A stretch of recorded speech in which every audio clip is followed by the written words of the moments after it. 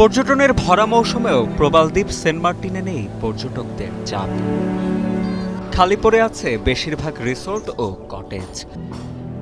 বন্ধ রয়েছে অনেক দোকানপাটও। নিয়মিত জাহাজ ভিড়লেও আসছে না আগের মতো পর্যটক।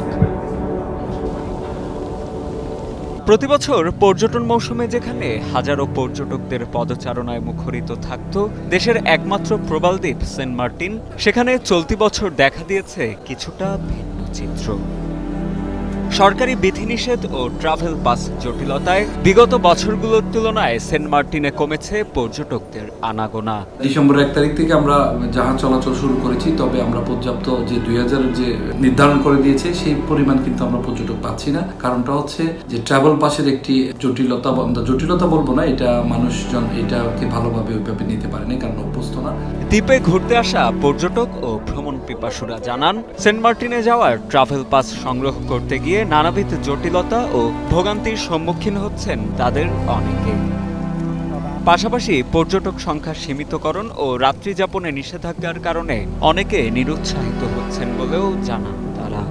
উচিত আমাদের সরকারিভাবে এবং বিভিন্নভাবে আমাদের যে পাসটা আগের মতো করা উচিত। আমি এবার এসে খুব কষ্ট লেগেছে, আমার অনেক লং জার্নি ছিল। এখানে আসার পরে দেখা যাচ্ছে যে সবাই কেউ যেতে পারতেছে না, আসার পর নেমে আবার চলে যাচ্ছে। এরকম হয়েছে যে 15 মিনিট থাকতে পারছি, স্টে করতে পারছি। আমরা যারা দিনে এসে দিনে যাবে এই হেসেলটা যদি আমাদের একটু বন্ধ করা যেত, যদি আমাদের টেকনাফ থেকে ছাড়া যেত, আমাদের জন্য অনেক ভালো হতো এবং আমরা দিনেভাবে এসে দ্বীপ পরিদর্শন করতে পারতাম। যেহেতু সেন্ট মার্টিন আমাদেরই, তাহলে এত ট্রাভেল পাস এত কিছু নিয়ে কেন আমাদের জটিলতা থাকবে? যেহেতু আমরা বাংলাদেশের নাগরিক, আমরা যে কোনো সময় সেন্ট মার্টিনে আসবো, সেন্ট মার্টিনে যাবো, এটাই তো আমাদের হওয়া উচিত।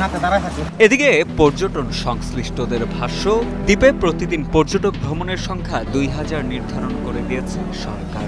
আর এমন সিদ্ধান্তের পরই মূলত কমতে শুরু করেছে পর্যটকের সংখ্যা।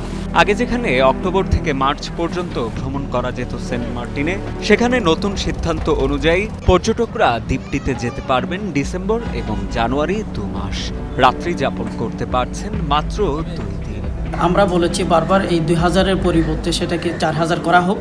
আগে তো 8-9 হাজার করে আসতো, তার স্থলে আমরা 4000 করে আসার জন্য দাবি জানিয়েছি।